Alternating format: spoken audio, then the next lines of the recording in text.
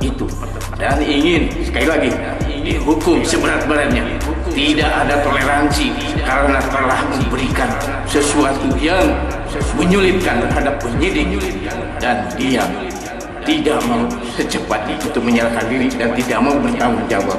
Semoga sekali lagi dihukum seberat-beratnya, Tidak ada toleransi, kalau bisa dihukum mati. Gak ada kata-kata adanya bukti nyata. Saya bersumpah demi Allah Rasulullah, saya tidak tahu menau, saya tidak tahu perencanaan, saya tidak tahu, saya tidak terlibat sama sekali. Sumpah demi Allah Rasulullah. Tapi mudah-mudahan polisi bisa cepat menangkap pelakunya. Harus diberi hukuman yang setimpal, harus dihukum mati demi Allah Rasulullah, harus dihukum mati. Allahu Akbar, Allahu Akbar.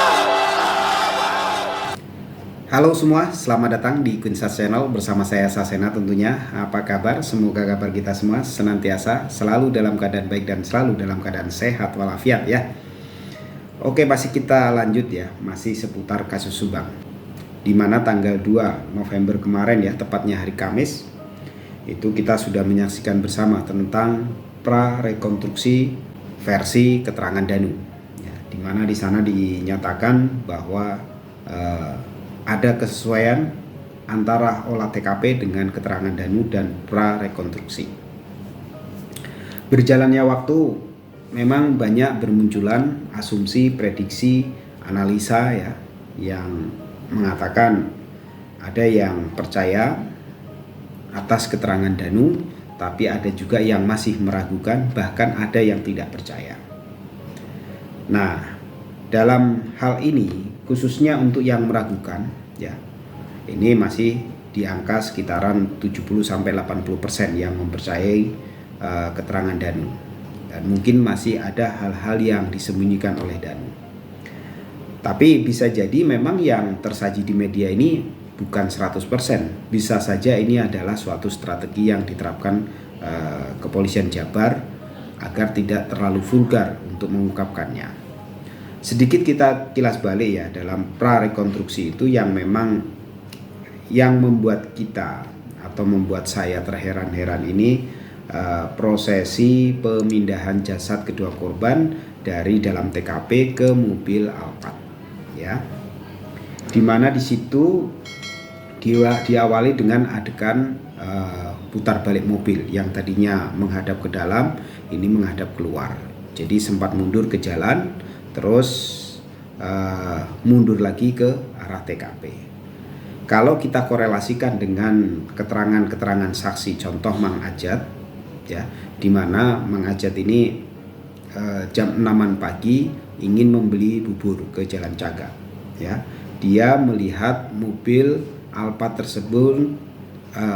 tersebut sedang atret atau kepater di tanjakan tanah kosong sebelah TKP ya, di sana. Nah, dilanjut dengan saksi Mang Suja, diwawancaranya dengan Pak Indra Jainal ya. Mang Suja ini adalah penumpang angkot, itu mengatakan melihat mobil Alphard baru proses mundur dari TKP ke jalan sehingga menghalangi laju angkot yang dia naiki. Sempat ada bersih tegang dengan supir angkot yang mengatakan bisa nyupir atau tidak. Itu jam 6:30 ya. Terus proses peletakan jasad ke dalam mobil Alphard itu ya, kemungkinan kan setelah mobil ini atret ya, terus diletakkanlah di sana. Ini sudah jam 6:30 menjelang jam 7, artinya sudah terang benderang. Terlebih jasad Amel yang terakhir dibopong oleh Pak Yosep itu sendiri melalui pintu depan. Nah, ini yang masih membuat kita ragu. Apakah memang benar demikian? Sudah menjelang jam 7 ini masih berani menggotong jasad lewat pintu depan dalam keadaan jasad Amel bugil. Kan sudah banyak orang lalu lalang, tentunya akan menarik perhatian orang. Ini sangat riskan untuk diketahui orang. Atau memang prosesi tersebut ya sesuai prarekonstruksi berdasarkan keterangan Danu, mungkin bukan jam itu yang dimaksud, mungkin masih gelap gulita, katakanlah masih jam 4 jam 5 ya. Sedangkan yang dilihat Mang Ajat dan juga Mang Suja di pagi itu, jenazah sudah ada di dalam bagasi. Bisa saja semacam itu. Dan saat itu rencananya karena pelaku ini bingung, ya, panik, mungkin akan disingkirkan atau dibuang. Apakah demikian? Ada 2 kali adegan perputaran mobil Alphard. Yang satu diketahui Danu di saat pagi buta, dan yang kedua ini saat sudah terang. Jadi sehingga Danu sendiri tidak tahu, ya.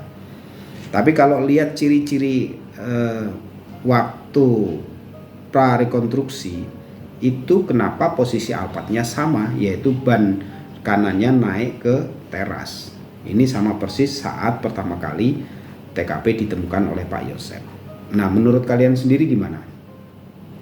Apakah memang di jam 6:30 menjelang jam 7 itu prosesi pemindahan jasad dari dalam TKP ke bagasi Alphard, atau yang dilihat Mang Ajat dan Mang Suja itu posisi jenazah sudah ada di dalam mobil Alphard? Silahkan cantumkan di kolom komentar ya kalau kalian punya pendapat. Sebelum kita lanjut, alangkah baiknya ya, yang belum pernah subscribe silahkan di subscribe, di like, dan di komen. Kita lanjut ya. Setelah prarekonstruksi juga, di sini netizen dibikin bingung juga ya, berkaitan dengan 4 tersangka yang lainnya selain Danu. Kalau Danu ini jadi tersangka karena dia mengaku dan menyerahkan diri. Oke.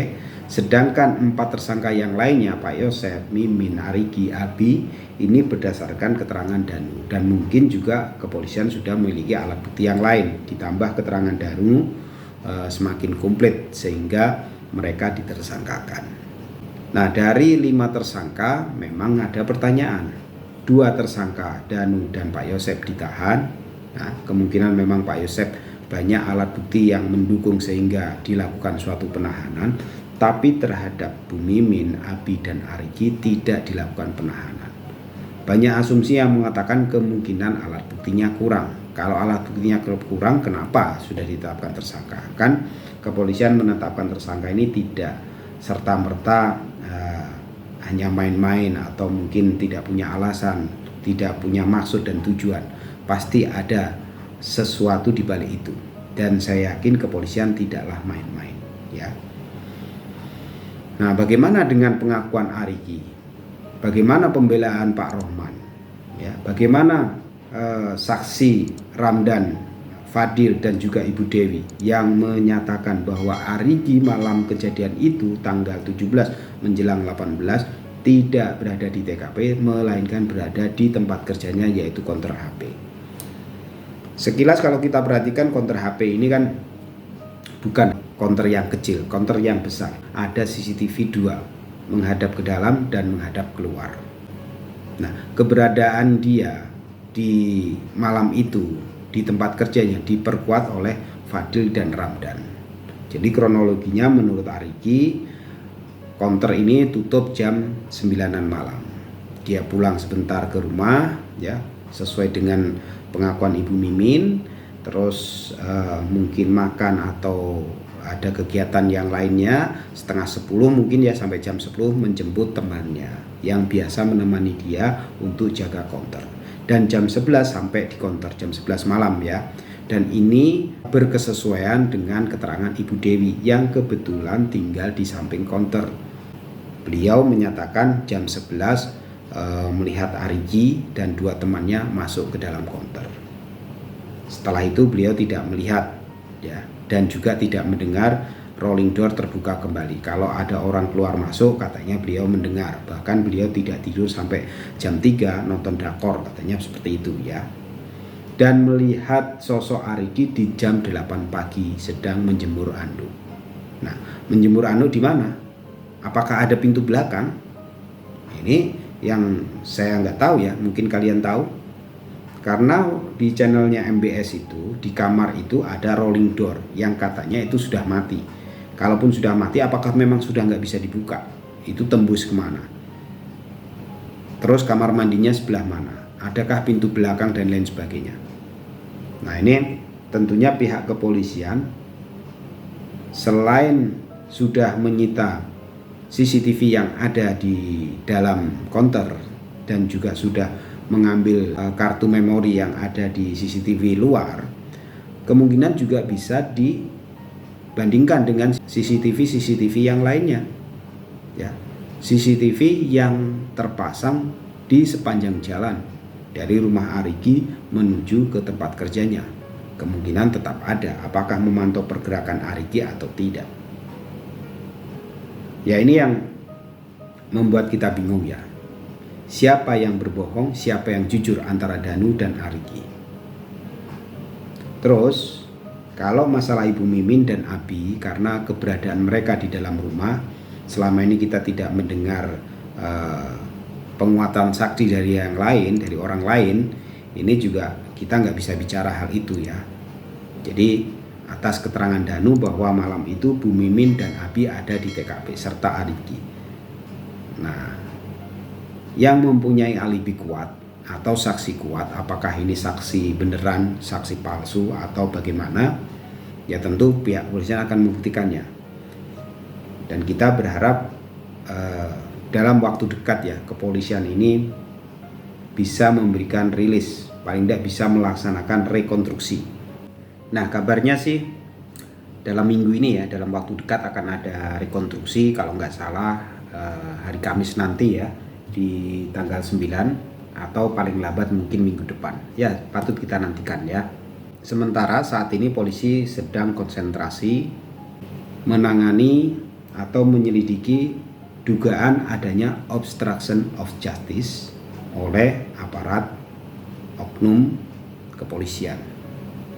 Di mana saat itu kita setelah mendengar ada 4 anggota kepolisian yang sedang diperiksa dan kabarnya juga akan bertambah. Terus juga masih fokus mendalami hasil DNA asing ya, serta sedang mengidentifikasi CCTV.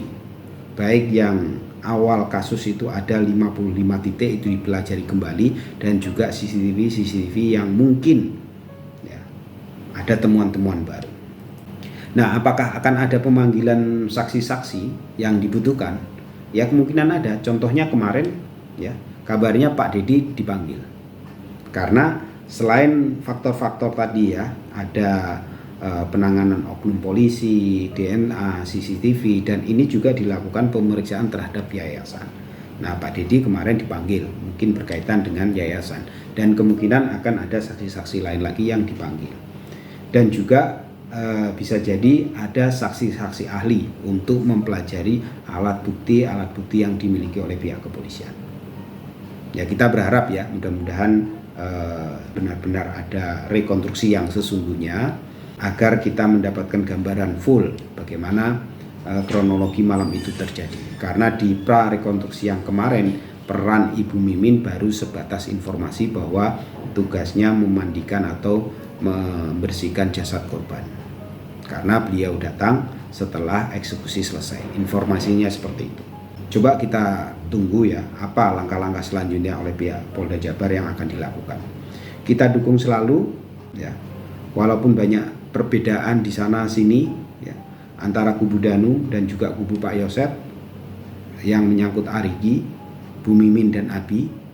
Ada satu lagi memang menyangkut Yoris yang belakangan ini sibuk sekali ya, podcast sana podcast sini, yang mana di situ dia memperkuat atas penetapan tersangka terhadap Danu, terhadap Pak Yosep, karena dari awal dia sendiri juga curiga terhadap Danu dan juga curiga terhadap Pak Yosep ya. Yang paling membuat dia curiga adalah 2 hari setelah pasca kejadian Pak Yosep meminta dicairkannya dana BOS dan meminta Danu menjadi bendahara. Ini baru diungkap saat ini setelah Pak Yosep menjadi tersangka. Dan Yoris sendiri memang pernah merasa seolah-olah ingin dijebak ya, oleh ayah kandungnya sendiri dengan ikut datang ke TKP tanggal 19 sore, di mana di situ diserai pool golf dan juga diminta untuk bawa mobil Yaris. Terus juga ada penyerahan perhiasan. Kenapa harus selalu ke Yoris? Ini kecurigaan Yoris ya. Dia mengatakan hampir saja dia masuk dalam jebakan. Dan Yoris sendiri mengharapkan ya hukuman yang seberat-beratnya, walaupun itu kepada Pak Yosep itu sendiri. Karena bagaimanapun kasus ini masih dalam penyelidikan, apakah akan ada tersangka yang lain atau tidak patut kita nantikan. Itu dulu dari saya, kita sambung di video-video berikutnya. Terima kasih sudah menyimak, kurang lebihnya saya mohon maaf. See you next time, bye-bye.